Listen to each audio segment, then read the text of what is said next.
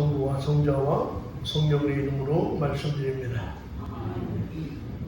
옛날 로마 시대에 마틴이라는 군인이 있었습니다. 이 사람은 예수 믿는 사람이었습니다. 그가 어느 추운 겨울에 말을 타고 로마 시내로 들어가고 있었을 때 한 거린이 그 앞에 와서 가는 길을 가로막고 적선을 구했습니다. 마틴은 가진 돈이 없었습니다. 그 앞에 서 있는 거린은 추워서 몹시 떨고 있었습니다. 마틴은 그가 가진 것이라고는 입고 있는 낡은 군인 외투뿐이 없었습니다. 그는 외투를 벗어 둘로 찢었습니다. 마틴은 찢은 반 조각을 그 거린에게 입혀주었습니다. 그날 밤에 마틴이 꿈을 꾸었는데 꿈에 하느님 나라를 보았습니다. 그곳에는 천사들이 있고 그리고 예수님도 있었습니다. 그런데 예수님은 로마 군인들이 입는 외투 반쪽을 걸치고 있었습니다. 천사들 가운데 하나가 예수님께 물었습니다. 주님, 왜 반쪽짜리 군인 외투를 입고 계십니까? 누가 주님께 그것을 주셨습니까? 하고 묻자 예수님은 부드러운 음성으로 대답하셨습니다. 나의 종 마틴이 나에게 준 것이란다. 찰스 쉘든이라는 분이 있는데 이분이 쓴 책 중에 예수님이라면 어떻게 할 것인가 라는 책이 있습니다. 제가 신학교 다닐 때 이 책을 읽고 많은 감명을 받았던 그런 책입니다. 지금 내가 하고 있는 일을 예수님이라면 어떻게 하실까? 누구를 만나도 무슨 일을 처리할 때도 이 상황에서 예수님이라면 과연 어떻게 하실까? 늘 이런 관점을 가지고 살라는 것이죠. 저와 여러분도 우리의 일상 속에서 예수님이라면 어떻게 하실까? 늘 이런 질문을 던지시고 그런 생각으로 관점으로 살아갔으면 좋겠습니다. 오늘은 교회력으로 보면 1년의 마지막 주일입니다. 매번 1년의 마지막 주일은 왕이신 그리스도 주일로 우리가 지키고 있습니다. 매년 1년의 마지막 주일을 우리는 주님이 나의 왕이심을 고백하며 한 해를 마무리하는 거예요. 주님이 나의 왕이십니다. 주님이 나의 통치자십니다. 이 고백을 하면서 1년을 마무리하는 겁니다. 그런데 이 고백은요, 1년의 끝주일날만 고백하는 것이 아니라 사실은 마지막 날, 우리의 인생이 마지막 끝날 때, 저와 여러분의 인생이 마지막 끝날 때 마지막으로 우리가 고백할 수 있는 말이 이 말입니다. 주님은 나의 왕이십니다. 여러분, 이 말을 하고 여러분 인생을 마감하시길 주의 이름으로 축복합니다. 그런데 올해 마지막 주일이 왕이신 그리스도의 주일이고요. 혹시 기억나세요? 성령 강림절 이후에 연중 주일이 시작하면서 성령 강림절 이후에 첫 번째 주일이 뭐였죠? 연중 주일 시작할 때 그때 무슨 주일을 지켰어요 우리가? 기억을 안 하시는 게 당연한 거예요. 이걸 기억하시는 분이 어디 있어? 그때는 첫 번째 주일이 뭐예요? 삼위일체 주일이었어요. 삼위일체 주일. 그래서 제가 설교 때 삼위일체의 신앙으로 이 연중의 과정을 우리가 그 믿음으로 지켜나가야 된다. 이렇게 말씀드렸어요. 그러니까 삼위일체, 성부, 성자, 성령을 믿는 삼위일체의 믿음으로 우리가 인생을 쫙 살아가는 거고요. 마지막 끝날 때 우리는 뭘로 끝내야 된다? 주님은 나의 왕이십니다. 이 고백으로 1년이 끝나는 거예요. 1년만 끝나는 것이 아니라 저와 여러분의 인생이 끝날 때 마지막 하늘나라에 갈 때도 이 고백을 하고 우리가 주님의 나라에 들어가야 될 줄로 믿습니다.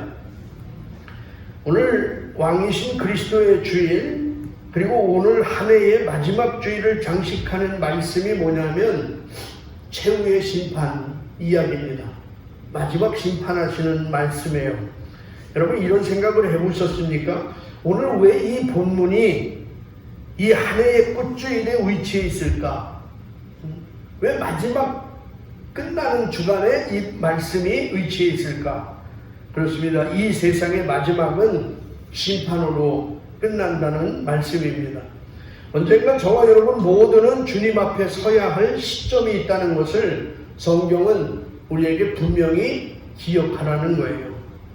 오늘 본문 32절, 33절을 한번 보시죠. 모든 민족들을 앞에 불러놓고 마치 목자가 양과 염소를 갈라놓듯이 그들을 갈라 양은 오른편에 염소는 왼편에 자리 잡게 할 것이다. 양은 오른편에 염소는 왼편에 어떻게 해요? 갈라놓는데요. 갈라놓는데 그래요. 심판의 날에는 이렇게 갈라놓아요. 갈라지게 돼 있어요. 밀과 가라지가 이 세상에서 공존하지만 마지막 심판 때는 밀은 밀대로 곳간에 들어가고 가라지는 가라지대로 불 속에 들어가요. 양과 염소도 같이 살지만 언젠가는 마지막 날 분리돼요. 양은 양끼리, 염소는 염소끼리 분리됩니다. 여러분 양과 염소는 함께 길러요. 그죠? 그 염소의 역할은 뭐냐 하면 그냥 불로 양을 찌르는 거예요. 흩어지게 만드는 거예요. 상처 주는 거예요. 이게 염소의 역할입니다. 그러나 영원히 양과 함께하지 못합니다. 마지막 날 분리됩니다. 구원받을 사람과 구원받지 못할 사람, 양의 반열에 들어갈 사람과 양의 반열에 들어가지 못할 사람, 이렇게 분리돼요. 그때 여러분은 어느 쪽에 있겠습니까? 어느 쪽에 있어요? 양입니까? 염소입니까? 왼쪽입니까? 오른쪽입니까? 여러분 어느 쪽에 계실 거예요? 이게 어느 쪽에 있느냐에 따라서 큰일 나요. 그죠? 어느 수산나무는 어느 쪽에 계시? 중간에? 오늘 본문은 그 내용과 해석이 다 나와 있기 때문에 여러분 그냥 성경 말씀 읽기만 해도 이해가 됩니다. 먼저 오늘 비유에서 왕이 양쪽 사람들에게 다 같이 요구한 것이 있어요.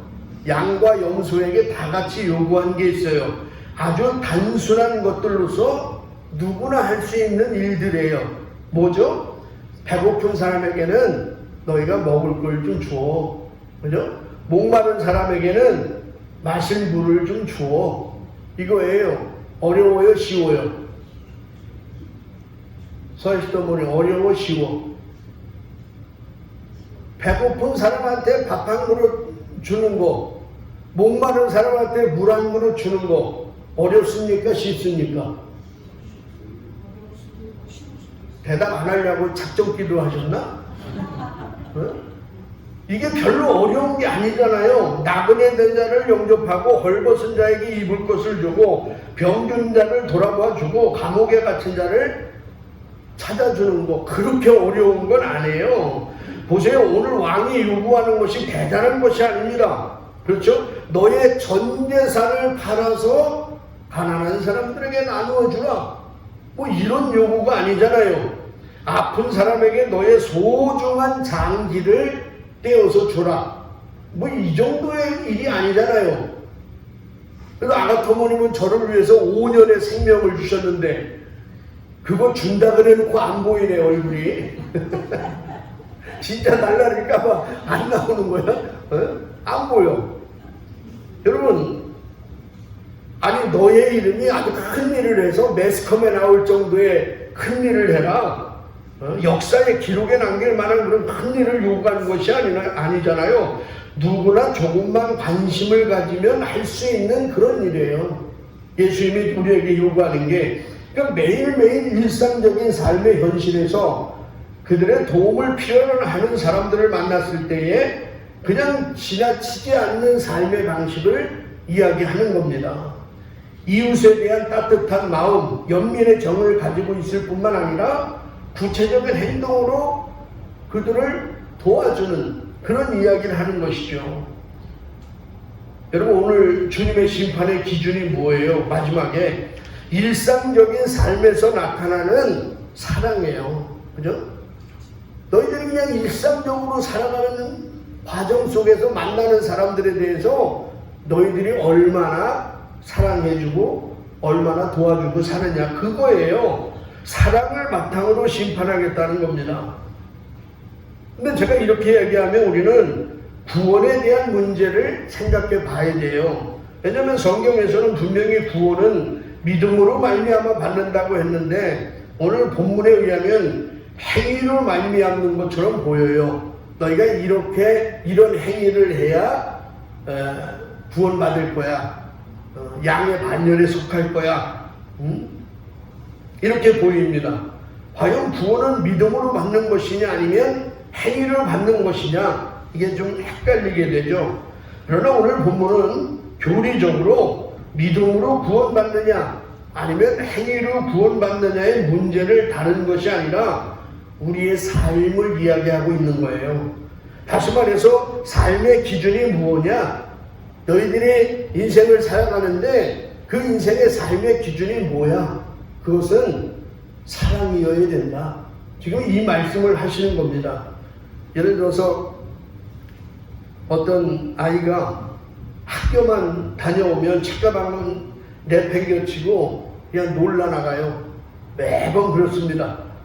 그러니까 엄마가 그걸 보면 너무너무 열이 받는 거야. 왜냐면 학교 갔다 오면 숙제도 좀 먼저 하고 예습도 좀 하고 공부할 걸 다 하고 나가서 놀면 좋을 것 같은데, 학교만 갔다 오면 책가방 내던져 놓고 나가서 놀기만 합니다. 그래서 하루는 어머니가 학교에서 다녀와서 곧바로 책가방을 내던지고 나가려고 하는 아이를 붙잡고, 너 학교 갔다 오면 나가 놀지 말고 숙제부터 하고 또 내일 공부할 거 예습도 좀 하고 그리고 다 끝나고 나가 놀아. 알았지?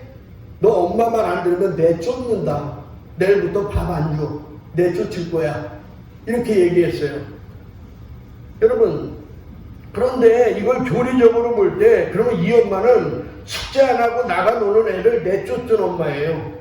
밥 안 주는 엄마야. 그죠? 이렇게 보면 안 되는 거잖아요. 사실은 그런 게 아니잖아. 아이를 사랑하는 마음에서 그런 거야. 가방 내던지고 나가 놀지 말고 공부부터 하고 좀 나가 놀아. 사랑하니까 지금 아이한테 이렇게 얘기하는 거잖아요. 정말 내쫓는다는 게 아니잖아. 이해가시죠? 제가 과거에 다른 교회에 있을 때요, 이 전도해라 해도 전도도 하는 사람만 해요. 못하는 사람은 평생 못해. 그래서 내가 늘 설교 때마다 농담으로 전도 못하는 사람들은 순복음으로 가라.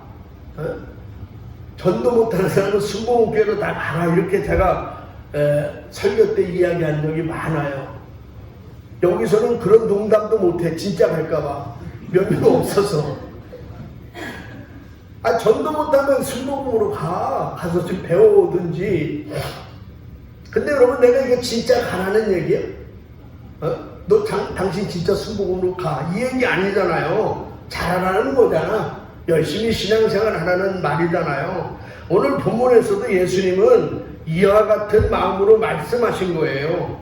너희들이 그렇게 사랑을 실천하지 않고 사람들을 무시하고 살고 사람들이 힘들어하고 목말라 하는데 그걸 못 본 척하고 너희 예수 믿는 사람, 예수 믿는다고 하면서 너희들이 그렇게 살면 너희 나중에 지옥 가.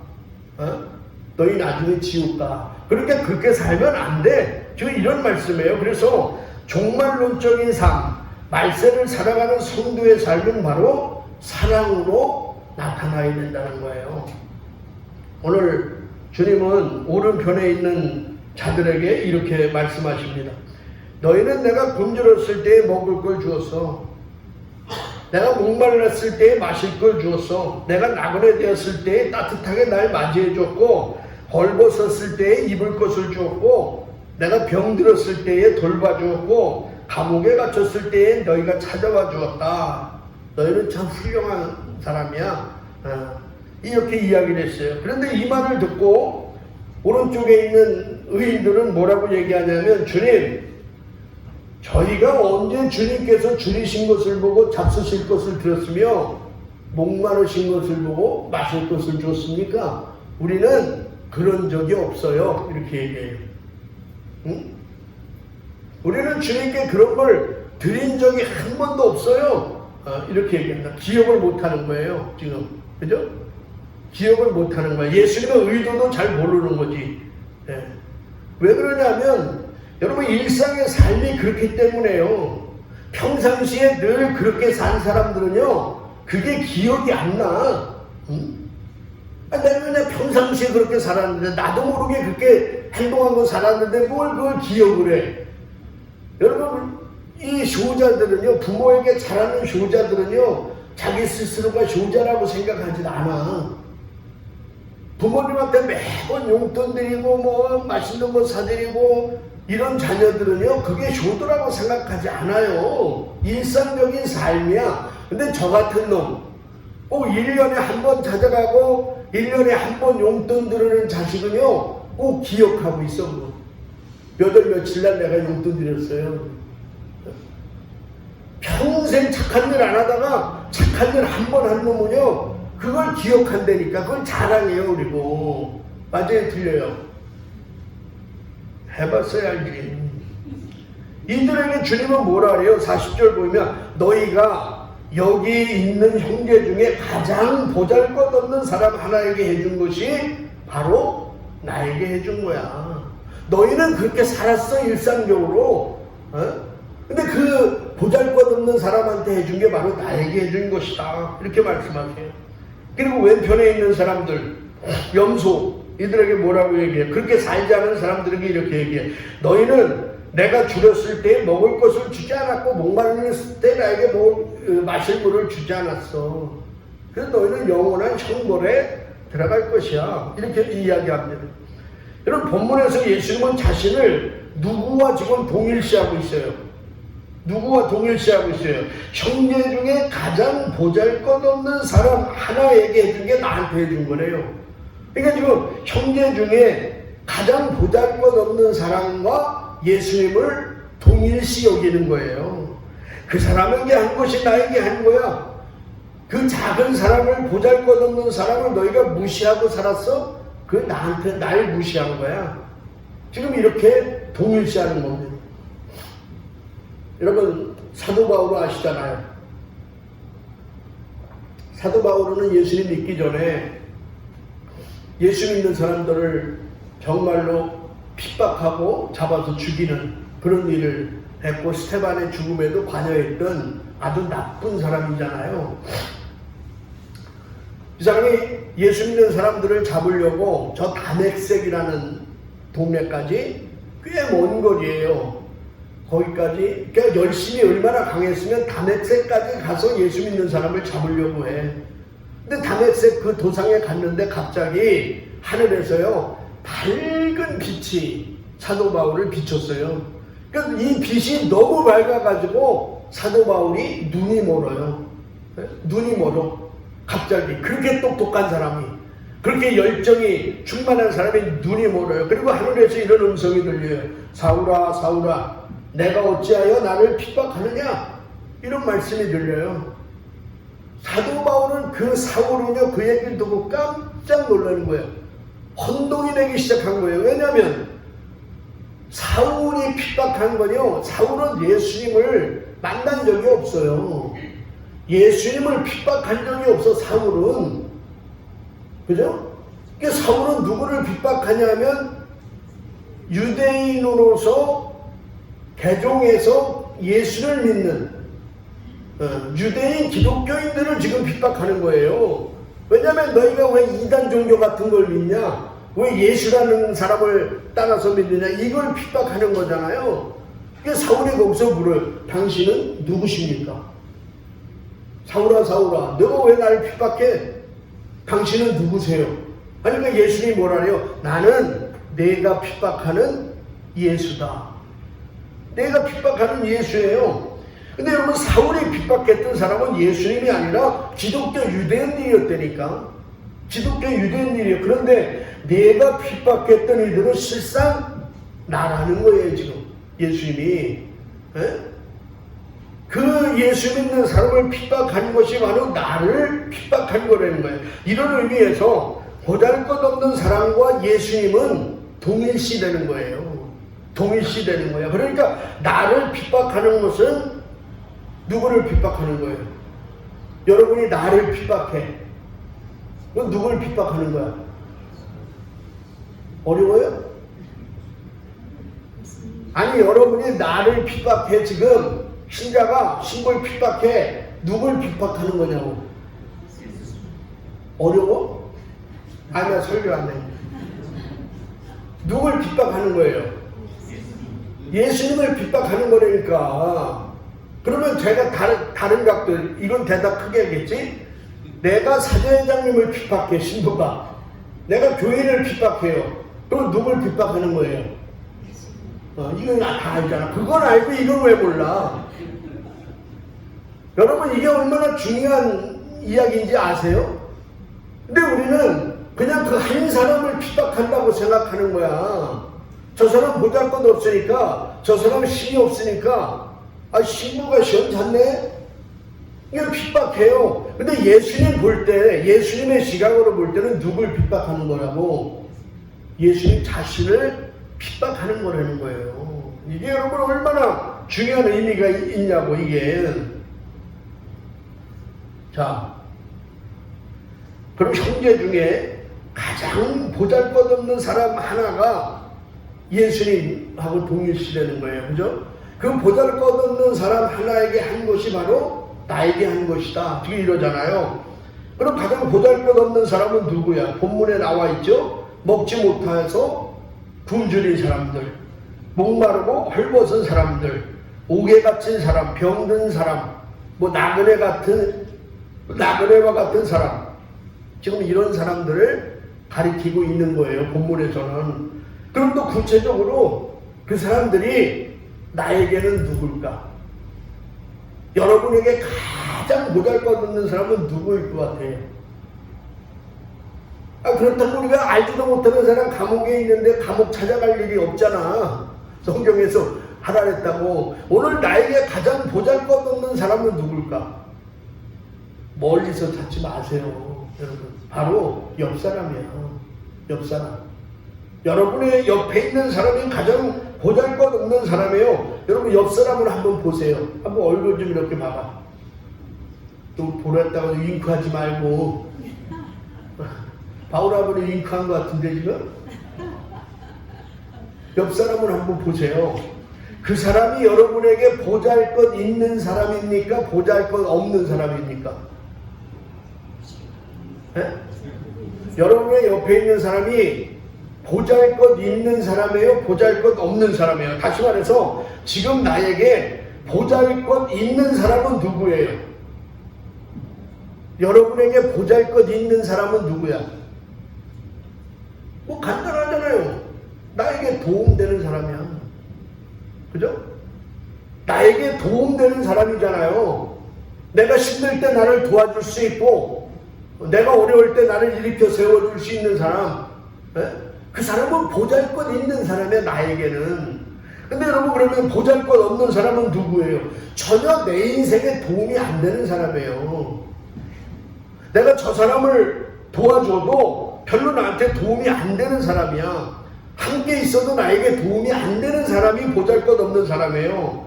내가 도움을 줘도 은혜를 갚을 수 없는 사람. 내가 밥을 한 그릇 사줘도 그 사람이 나에게 밥 한 그릇 갚아줄 수 없는 사람. 그 사람이 보잘것없는 사람이에요. 그죠? 그래서 우리는 그런 사람들을 안 보고 살잖아. 왜? 보잘것 없으니까. 굳이 내가 저 사람을 왜 만나야 돼? 내가 굳이 저 사람한테 왜 잘해줘야 돼? 내가 잘해준다고 해도 저 사람은 내 인생에 도움이 안 될 것 같아. 저 사람은 보잘것 없는 사람이야. 이렇게 무시해버리잖아, 사람을. 그러지 말라는 거잖아요, 예수님께서 오늘. 네? 바로 그 사람에게 하는 것이 누구에게 한 거다? 예수님에게 한 거야. 우리는요, 보잘것 있는 사람한테는 잘해요. 왜? 나중에 나한테 도움이 되니까. 뭔가 내가 힘들 때 정말 도움이 되잖아. 근데 저 사람이 보잘것없는 것 같아. 내 인생에 도움이 안 될 것 같아. 무시합니다. 보려고 하지도 않아요, 여러분.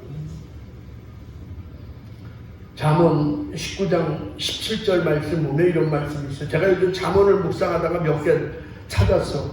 없는 사람에게 적선하는 것은 야훼께 빚을 주는 셈이다. 야훼께서 그 은혜를 갚으신다 이랬어요. 그러니까 여러분이 여러분의 이름으로 없는 사람을 도와주는 거는 누구께 빚을 준다고요? 하나님께 빚 준 거야. 하나님은 언젠가 그것을 우리에게 갚아주신다고 말씀하셨어요. 여러분, 우리가 지극히 작은 자, 소외되고 가난한 사람을 돌보아주는 것은 주님께 하는 것이고 주님께 꾸어드리는 것이고 언젠가 주님은 그것을 우리에게 은혜로 대갚아줄 줄로 믿습니다. 오늘날 예수 믿는 사람들이 가장 실수하기 쉬운 것이 바로 이런 거예요. 기도 많이 하고 예배 열심히 들으면 그게 전부인 줄 알아요. 신앙생활 난 잘하고 있다 이렇게 생각해요. 그러나 오늘 본문 말씀을 보니까 그게 전부가 아니잖아요. 예배도 중요하고 전도나 선교도 중요하지만 그에 못지않게 지극히 보잘것없는 사람에게 사랑을 나누어 주는 것이야말로 얼마나 중요한 것이냐 하는 것을 가르쳐 주십니다. 잠언 14장 31절에도 이런 말씀이 있어요. 가난한 사람을 억누름은 그를 지으신 이를 모욕하며 없는 사람 동정함은 그런 지으신 이를 높이리다 이랬어요. 그렇습니다. 하나님을 모욕하는 일이 뭐라고요? 하나님을 모욕하는 일이 뭐예요? 가난한 사람을 억누르는 거예요. 무시하는 거예요. 인간 취급을 안 하는 거야. 그게 우리는 그냥 일상적인 내 몸에 배어있는 삶이지만 그게 하나님을 모욕하는 거래. 하나님을 높여드리는 게 뭐라고요? 동정하는 거예요. 네? 그 사람을 도와주고 동정해 주는 거야. 근데 왜 하나님은 이렇게 사람과 자기를 동일시 여기느냐? 하나님이 우리 만들 때 하나님의 형상으로 만드셨기 때문에 그래요. 여러분 한 명 한 명 한 명이 하나님의 형상이라고. 하나님의 형상이 여러분 안에 있다고. 그렇기 때문에 한 인간이라는 그 영혼이 온 세상보다 우주보다 귀하게 하나님은 보시는 줄로 믿습니다. 그래서 여러분 우리의 관심은 늘 뭐가 돼야 되냐면 사람이 돼야 돼요. 사람에게 관심을 가지고 살아야 돼. 보이지 않는 영적 세계도 중요하지만 보이지 않는 우리가 죽어서 가는 하나님 나라 천국도 중요하지만 이 세상에서 정말로 우리가 관심을 가져야 될 게 뭐예요? 사람이에요, 사람. 여러분 우리 스테반 린트 아버님이 왜 북한에까지 가서 그 위험한 일을 해요? 왜 아이들의 그 결핵약을 갖다 주고 북한에 그 어려운 사람들을 도와줘요? 사람이에요. 사람이 중요하니까 그런 거잖아. 사람을 위해서 그렇게 헌신하는 거예요. 우리는 보통요 남에게 주기만 하는 사람은 실패할 것이라고 생각하는데 그냥 왜 주고 사니까 실패할 거라고 생각하잖아요. 근데 미국의 유명한 심리학자 애덤 그랜트라는 교수가 있는데 이 사람이 베푸는 사람이 성공한다. 뭐라고요? 베푸는 사람이 성공한다 라는 책을 썼어요. 이 책을 통해서 베푸는 삶의 성공 가능성을 과학적으로 입증을 했어요. 그래서 그런 수많은 사례들을 분석했는데 남에게 주는 사람은 어렵게 사는 사람도 있어. 남에게 너무 많이 주니까 어렵게 살지. 그런 사람도 있어요. 근데 반대로 남에게 주는데 더 잘 사는 사람이 더 많다는 거예요. 주는데 더 잘 산다는 거야. 남에게 주면서 잘 사는 사람들의 공통점이 있는데 그게 뭐냐면 다른 사람의 이익과 자신의 이익에 둘 다 관심을 갖고 있다는 거예요. 나의 이익에만 관심이 있는 게 아니라 다른 사람 이익에도 관심이 있다는 거예요. 그러니까 서로 윈윈하는 것이죠. 서로 윈윈해서 함께 잘 사는 그런 걸 늘 생각하고 산다는 거예요. 특히 그는 앞으로 세상은 남에게 베풀수록 성공할 가능성이 높아진다고 주장을 하고 있습니다. 그러면서 왜냐하면 교통과 통신 그리고 페이스북과 같은 소셜 미디어의 발달로 사람이 서로 연결되어 있기 때문에 자기 이익만 추구하는 사람은 금방 들통이 난대. 금방 들통이 나서 실패하게 되고 남을 이롭게 하고 베푸는 사람은요 성공하게 된다는 거예요. 이 예로 제가 하나만 들어볼게요. 코로나 때 어느 치킨집에요 아이들이 와가지고 치킨을 먹는데 돈이 없어가지고 아이들이요 가난한 집안이었잖아요. 그러니까 그걸 다 시키지도 못해요. 근데 그거를 알고 주인이 그 아이들에게 치킨을 공짜로 줬어. 공짜로 줬어요. 그리고 아이들한테 언제든지 치킨 먹고 싶으면 우리 이 가게로 와라. 그럼 아저씨가 늘 너희네 공짜 서비스를 해주겠다. 근데 이게 인터넷에 소문이 났어요. 기억나세요 혹시? 인터넷에 이게 소문이 난 거야. 그래가지고 여기를 혼쭐을 내주자. 무슨 혼쭐? 돈으로 혼쭐을 내주자 해가지고요. 각 처에 있는 사람들이 현금도 보내주고요. 치킨을 걷다가 이제 시키기 시작했는데 주인이 너무 많아가지고 주문이 너무 많아가지고 이거를 어떻게 할 수가 없는 거예요. 그 사람이 대박 났잖아. 그 양반이 무슨 뭐 대박 날려고 그 착한 일을 하는 건 아니야. 그게 아니야. 근데 요즘 세상은 그렇다는 거야. 사회 관계망들이 다 연결이 돼가지고요. 누가 이 일을 하면 이게 소문이 쫙 나잖아요. 엊그저께 내가 또 인터넷 보니까 광장시장에서 전파하는 집이 있었는데 다 보지 못했어. 근데 좀 몇 개 놓고 15,000원씩에 그걸 팔았어. 외국 사람들하고 하나님들한테. 그게 소문이 난 거 바가지 신다고. 그게 망합니다. 그게 망해. 요즘 세상이 그렇다니까.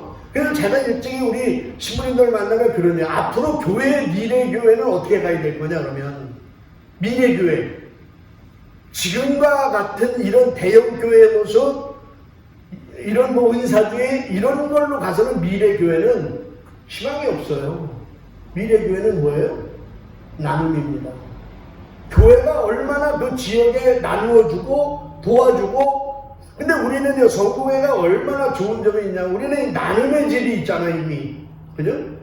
저는 이거와 교회가, 일반 교회가 연합해야 된다고 봐요. 연결돼야 되고, 앞으로의 개척 모델은 그런 교회가 돼야 미래에 경쟁력이 있는 줄로 믿습니다. 잠언 11장 25절에 보니까 남에게 베풀기를 좋아하는 사람이 부유해지고 남에게 마실 물을 주면 자신도 갈증을 면한다 그랬어요. 그러니까 누가 부유하게 살아? 누가? 남에게 베풀기를 좋아하는 사람이 부유하게 산다고요. 이럴 땐 그냥 아멘 하는 거니까. 누가 부유해진다고요? 남에게 베풀기를 좋아하는 사람. 그러니까 이제 에스더 바울과 부유해지는 게 그런 거야. 남에게 베풀기를 좋아하잖아. 교인들 불러서 삼겹살도 구워주고, 묵밥 오늘 안 했지? 다음 주에 묵밥도 해오고. 아니 교회 와서 별의별 거 다 저기 하잖아. 우리 클라라도 매일 교회 올 때 그냥 하나 신부님 빵이랑 따라가지고 음료수랑 따라가지고 그거 하나님이 다 보고 있다니까. 베풀기를 좋아해야 돼요. 그래야 부유해져. 그 다음에 내 갈증은요, 내가 물을 마셔서 갈증이 해소되는 게 아니에요. 남의 마실 물을 떠줬을 때 내 갈증도 해소된다는 거야. 여러분, 세상 사람들은 하나님을 보기 원해요. 그죠? 하나님 한 번만 보면, 하나님 한 번만 내가 보면 나는 정말 예수 믿을 거야. 이런 사람 많잖아요. 우리도 가끔 그럴 때 있잖아. 하나님 한 번만 나에게 나타나 주십시오. 내 예수님 한 번만 보면 내가 죽기 살기로 주님을 위해서 헌신하겠습니다. 이러잖아요. 그런 기도 백날에도 하나님 안 나타나요. 안 나타나. 여러분, 하나님은 어디 계십니까? 하나님을 보기 원한다면 하나님께 속한 사람들을 보면 돼요. 저와 여러분들을 보면 돼. 누군가 나를 통해서 하나님을 본다면 와, 저 사람 보니까 정말 하나님이 있는 것 같아. 할렐루야. 수한 어머니 보니까 생긴 것도 그냥 다 부처님처럼 이렇게 인자하게 생겼고 하나님이 있는 것 같아. 아니 본인만 아멘하면 뭐 딴 사람이 아멘을 해줘야지. 아니 수한 어머님 보면 하나님이 있는 것 같아.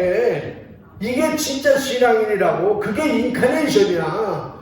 보이지 않는 말씀이 보이게 된 거야. 그게 성육신이야. 보이지 않는 말씀이 나를 통해서, 보이지 않는 하나님이 나를 통해서 이웃에게 보여주는 삶이잖아요.